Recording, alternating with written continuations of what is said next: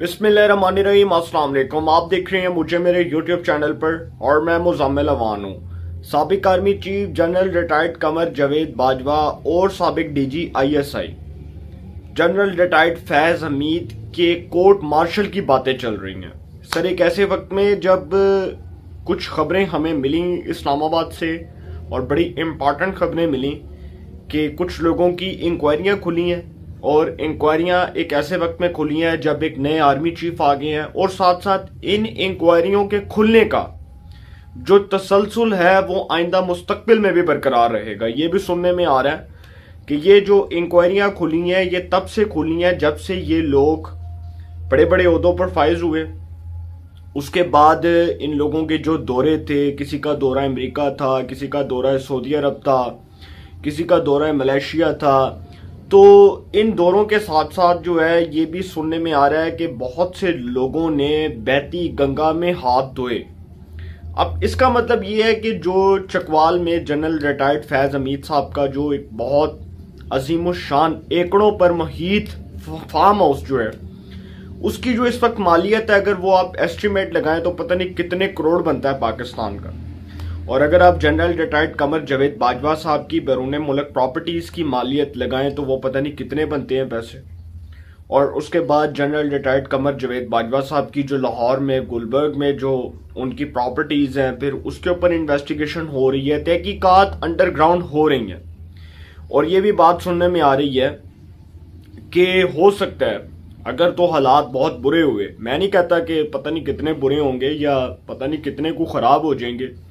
या हालात इतने नाजुक मोड़ पर आ जाएंगे कि बात जो है वो बहुत दूर तक चली जाएगी। वो कहते हैं ना पंजाबी में कि गल वध गई है मुख्तारिया, सियाना दसदा नहीं पिया।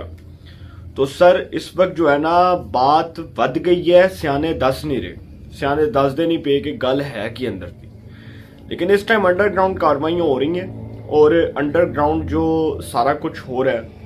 उसमें मैं आपको एक बात बड़े वसूख से कहता चलूँ कि जनरल रिटायर्ड कमर जावेद बाजवा और जनरल रिटायर्ड फैज़ हमीद साहब के खिलाफ जो इंक्वायरियां खुली हैं, सर अगर वो इंक्वायरियां आपके सामने रख दी जाएं तो बतौर एक शहरी के, बतौर इस कौम के एक शहरी के, आपका सर शर्म से झुक जाएगा कि वो इंक्वायरियों के अंदर असल चीज़ें क्या हैं। असल मुद्दा जिसकी तरफ मैं आ रहा हूँ वो ये है कि हमारे एक दोस्त हैं, वो सहाफ़ी हैं और वो अंदर की खबरें निकाल लेते हैं। वैसे उनका एक बड़ा, आप समझ लें कि एक बड़ा एक उनका एक्सपीरियंस है इस हवाले से, जर्नलिज्म के हवाले से।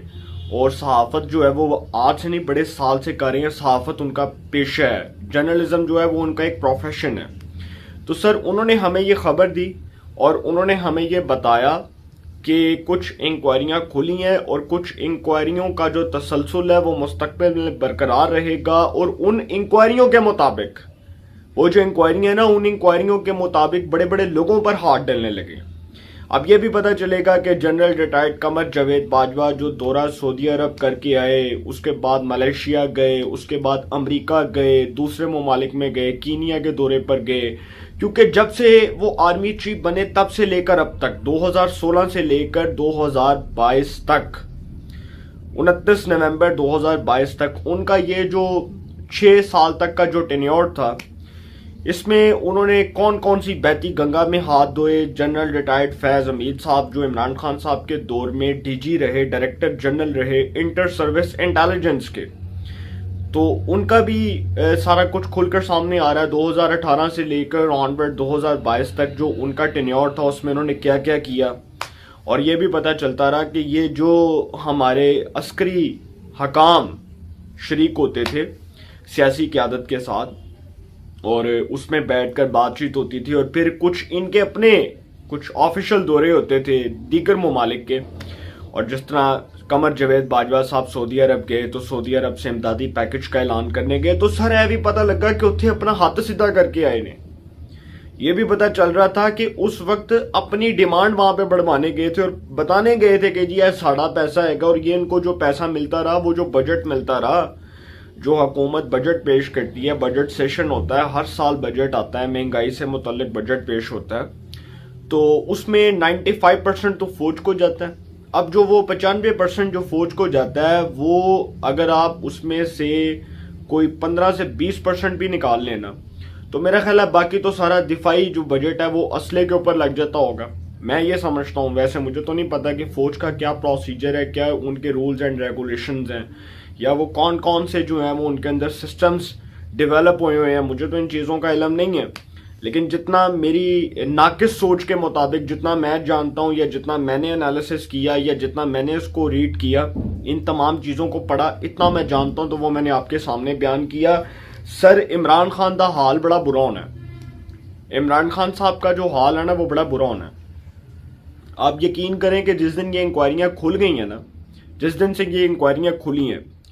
اس دن سے لے کر اب تک یہ جو کورٹ مارشل کی باتیں ہو رہی ہیں، یہ صرف ابھی میں پراپرٹیز جائیدادوں سے متعلق کر رہا ہوں۔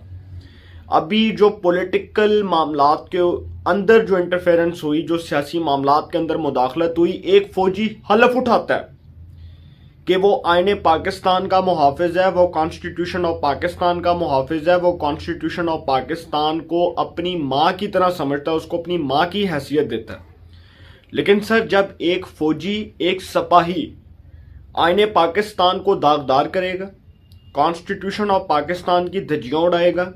پولیٹیکل معاملات میں انٹرفیئر کرے گا، سیاسی معاملات میں مداخلت کرے گا، تو سر اس کا مطلب آرٹیکل 6 سنگین غداری اور اس کا مطلب کورٹ مارشل۔ تو سر پھر بات تو وہی ہو گئی نا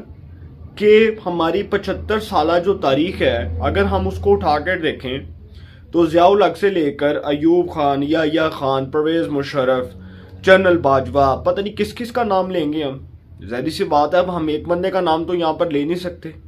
اب اتنے لوگوں کا جو پورا آپ سمجھ لیں کہ ٹینیور تھا، ہر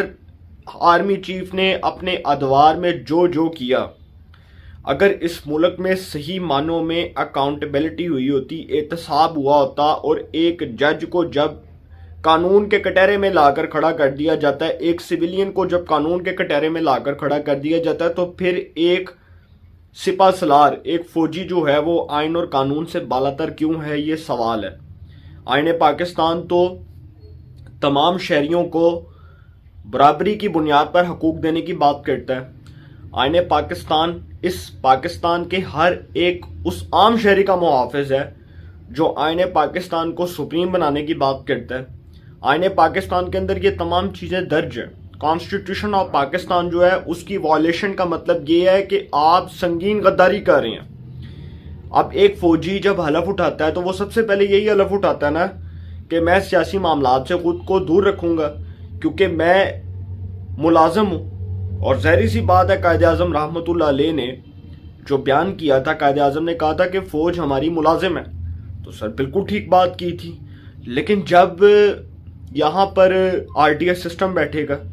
جب یہاں پر انتخابات میں دھاندلی ہوگی، جب یہاں پر انتخابات کو ہائی جیک کر لیا جائے گا، جب نتائج کو روک لیا جائے گا،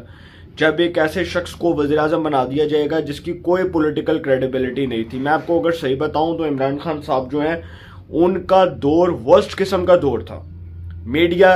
کی آواز کو دبایا گیا، میڈیا کو بلیک لسٹ کیا گیا، میڈیا کے اوپر پابندیاں لگائی گئیں، سویلینز کے اوپر الزامات لگائے گئے، سویلینز کو داغدار کیا گیا، سویلینز کے اوپر گھٹیا جھوٹے کیسز بنائے گئے، سویلینز کو جیلوں میں ڈالا گیا، سویلینز کو جیلوں میں ڈال کر ان کو ڈرایا دھمکایا گیا۔ کچھ سویلینز جو ہیں ان کے اوپر نیب کے جھوٹے کیسز بنوا دیے گئے، کچھ کو جو ہے عدالتوں کے ذریعے سزائیں دلوا دی گئیں، صرف اس لیے کہ عمران خان کا راستہ صاف ہو جائے۔ فٹے منہ سر آپ لوگوں کا،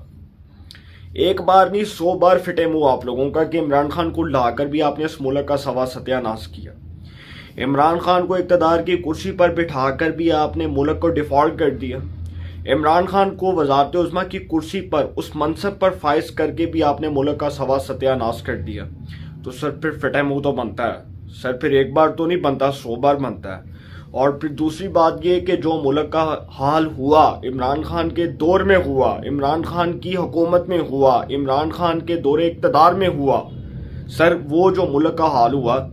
اگر آپ تاریخ اٹھا کر دیکھ لیں تو آج تک اس ملک کو اس نہج پر کسی شخص نے نہیں پہنچایا ہوگا جتنا عمران خان صاحب نے پہنچایا۔ اور عمران خان صاحب کا انجام بہت بھیانک ہونے لگا ہے۔ یہ بات میں آپ کو بڑے وثوق سے بات کہہ رہا ہوں کہ توشہ خانہ کی انکوائری کھلنی ہے، اس کے بعد الیکشن کمیشن آف پاکستان کے فیصلے کے مطابق جو انہوں نے عمران خان صاحب کو ڈس آنسٹ قرار دیا، وہ عدالت میں فیصلہ کیا آئے گا، وہ پورا پراپر کیس چلنا ہے۔ عمران خان صاحب کے خلاف توہین الیکشن کمیشن کا کیس چلنا ہے،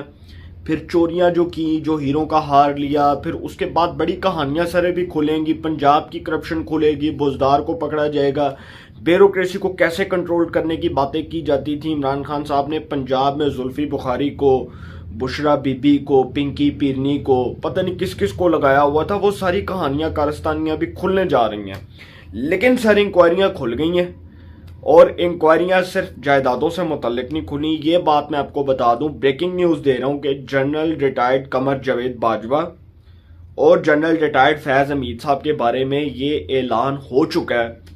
کہ جب ہمارا ادارہ فیصلہ کر چکا ہے کہ ہم خود کو سیاست سے پاک رکھیں گے، تو سر پھر کھولو انکوائریاں، پھر کرو ساری شروع، A to Z کٹے چٹے کھولو، سارا کچھ کھل کے سامنے آ جائے گا، پتہ چل جائے گا کون کیا تھا، کون کیا نہیں تھا، اور یہ بھی پتہ چلے گا کہ فیض آباد دھرنا کون کروا رہا تھا، مولویوں کو باہر کس نے نکلوایا سڑکوں پر،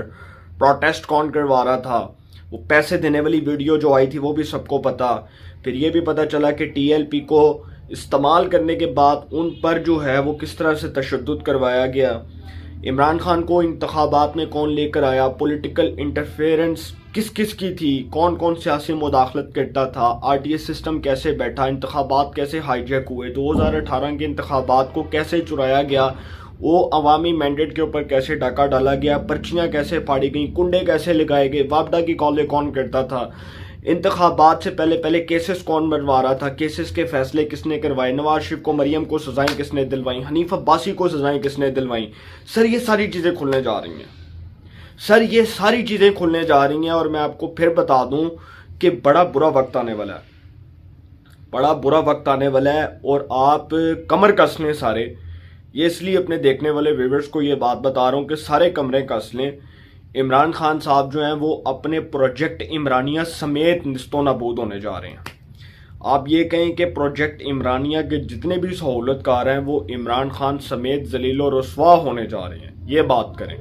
اور عمران خان صاحب جو ہے نا، وہ تو جس مقام پر کھڑے ہوئے ہیں، جو اب ان کی اپنی ڈرٹی پالیٹکس ہے کہ جی فوج کو گندا کرو، کیونکہ کرنا ہے نا، ظاہری سی بات ہے کہ ایک ایسی قیادت آ چکی ہے جو ڈنڈا دے کے رکھے گی اور کہے گی کہ جی نہیں، ہم نے پولیٹیکل معاملات کے اندر انٹرفیئر نہیں کرنا، مداخلت نہیں کرنی۔ تو عمران خان صاحب تو پہلے دن سے چاہتے ہیں کہ وہ ڈرٹی پالیٹکس کریں،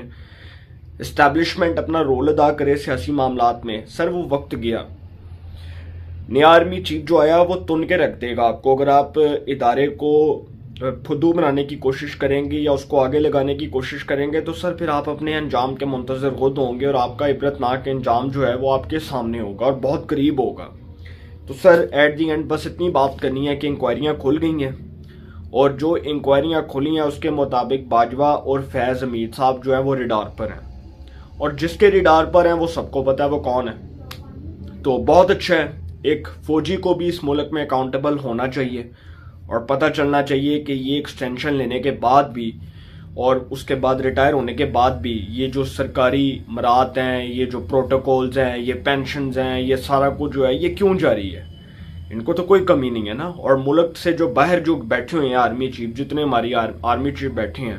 کیا ان کو اس ملک میں روٹی نہیں ملتی، کیا عزت نہیں ملتی، کیا وقار نہیں ملتا؟